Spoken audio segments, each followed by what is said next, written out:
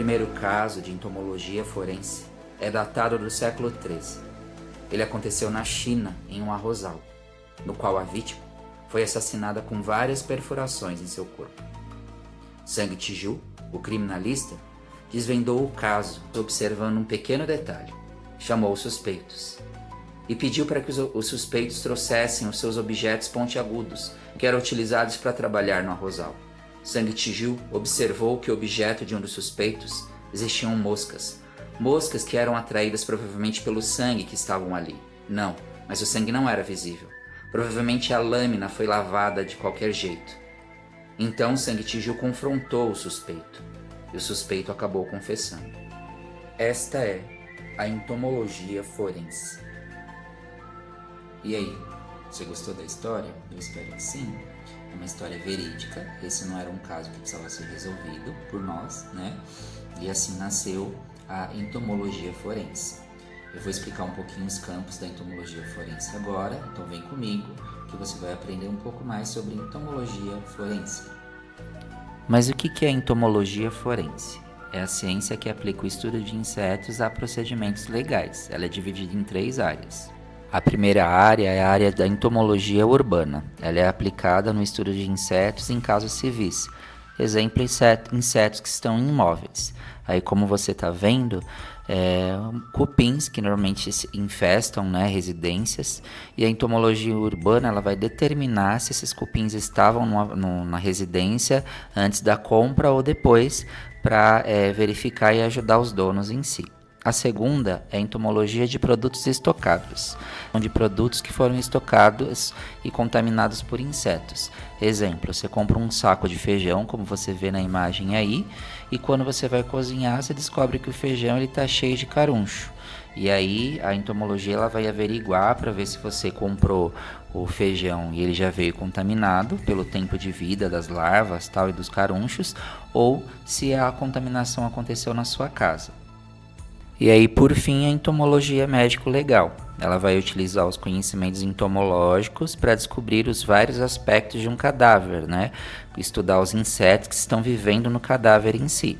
Então, ela vai dividir a fauna cadavérica em animais que vivem no cadáver.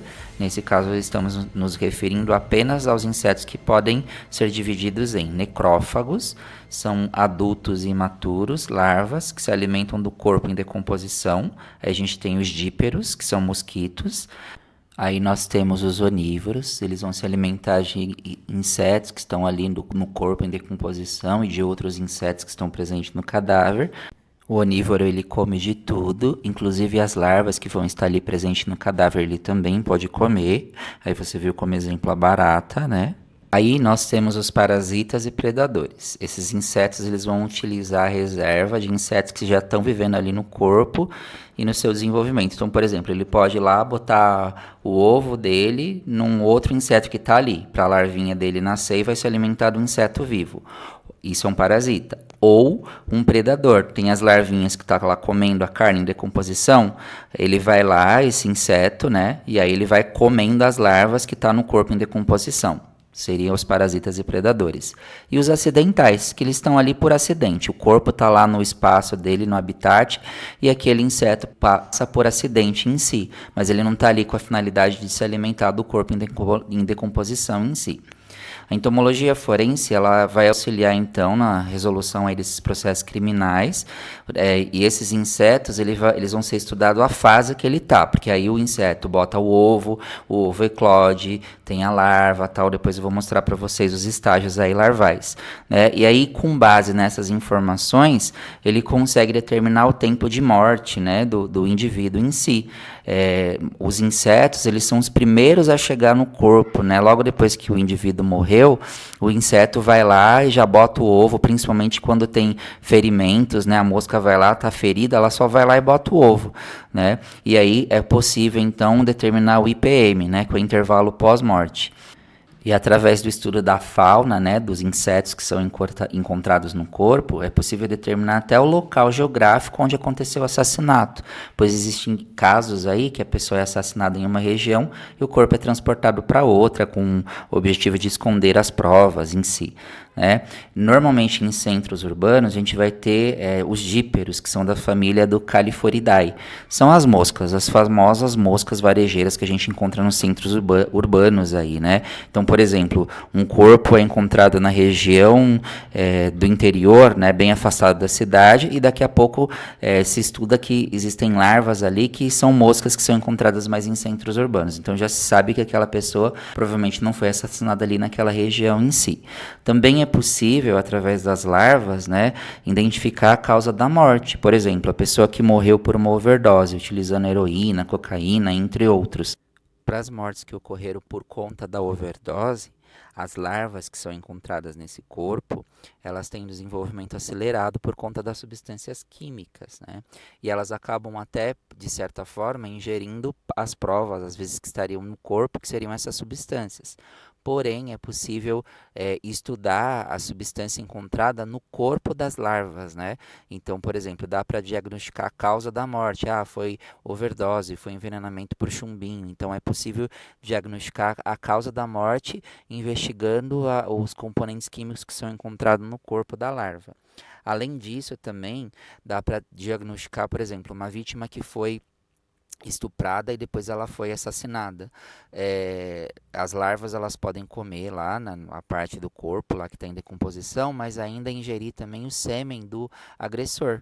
E aí esse sêmen ele fica no corpo da larva, né, do inseto lá que está ingerindo o alimento, e é possível recuperar o DNA do agressor e aí ter uma pista, né, para tentar localizar o agressor em si. Então esse aí é o ciclo de vida, né, das moscas, né? A gente não vai conseguir fazer o ciclo de vários insetos, mas fazer pelo menos de um. Então assim, no primeiro momento, uma mosca adulta, né, uma fêmea, ela pode botar de 400 a 900 ovos de 2 a 12 semanas. E aí ela vai botar esses ovos aí de 8 a 24 horas, eles vão eclodir e vão surgir as larvas, né? Essas larvas elas vão começar a crescer, né, de 3 a 6 dias e depois ela vai se converter na pupa, né? Ela vai passar por uma metamorfose, vai desenvolver um casulo ao redor dela e de 3 a 6 dias ela vai sair no formato adulto, como você vê na imagem assim. Então, por isso que é um ciclo. E aí, com base nisso, é possível diagnosticar o tempo da morte, né? Então, fazendo análise aí dessas larvas e comparação mesmo. Aí nessa imagem você vê a foto real, né, da o ovo, da larva e da pupa e da mosca adulta. Bom, agora você vai acompanhar comigo um experimento que eu realizei utilizando aí um pedaço de carne. Acompanha comigo aí o experimento, passo a passo que foi feito. Bom, para o experimento você vai precisar de uma garrafa PET e um pedaço de carne qualquer. Eu peguei aqui, ó, um pedaço de frango, certo? Esta garrafa PET, você vai cortar ela ao meio, certo? E você vai cortar ela desse jeito, tá? E aí, a gente vai fechar essa garrafa PET assim, ó. Aí a gente vai passar uma fita crepe. Aí eu fechei a garrafa assim, ó, com durex, tá vendo, ó? Eu passei um durex aqui, ó, para ela ficar presa, né? Mas ali dentro, ó, eu não pus a tampa, certo? Ficou um funil com a tampa aberta, tá? E o pedaço de carne tá aqui. Aí eu vou colocar ele em um local para que as moscas possam pousar. Aí eu coloquei a garrafa aqui, ó, tá? Vou deixar dentro do tanque porque eu tenho um cachorro e ele sobe aqui. E a ideia é que venham moscas aqui, né? E elas vão poder entrar então por esse buraco, certo? A gente vai ver aí então quanto tempo demora para essas moscas aparecerem, botar ovo e nascerem as larvinhas, tá bom? É isso, gente. Bom, a gente vai olhar aí as nossas larvas, tá? As mosquinhas botaram ovo, eu vi que tem larvas. E o cheiro tá insuportável, né? Então é como se a gente tivesse aí um cadáver em decomposição mesmo, tá? Então vamos fazer a coleta das larvas. Olha as larvinhas aí como estão. E aí você repara, né, uma larvinha, né? Tá dando para ver uma, mas tem mais, tem moscas também. E confirma, né, ó, 4 dias depois que foi colocada a carne e ela ficou exposta, apareceram as larvas, né? Então tempo de a mosca botar o ovo, ele eclodir e surgir as larvas, né? Eu não consegui capturar o período de pupa, né? Mas aí, pelo menos, a gente conseguiu identificar as larvas, né, que foram botadas aí pelas moscas e batendo com a quantidade de tempo, né? Falta equipamento para poder identificar tudo. Aí eu abri a garrafa, né? Aí você vê algumas larvas, algumas moscas. As moscas que nasceram e as que entravam na garrafa, elas não conseguiam sair. Então elas acabavam morrendo, choveu também. Aí depois eu tirei, né? Tava com um cheiro muito ruim, né? E depois eu coletei moscas, né? Pra gente poder observar. Eu alfinetei algumas, aí está algumas moscas que foram retiradas da carne em decomposição.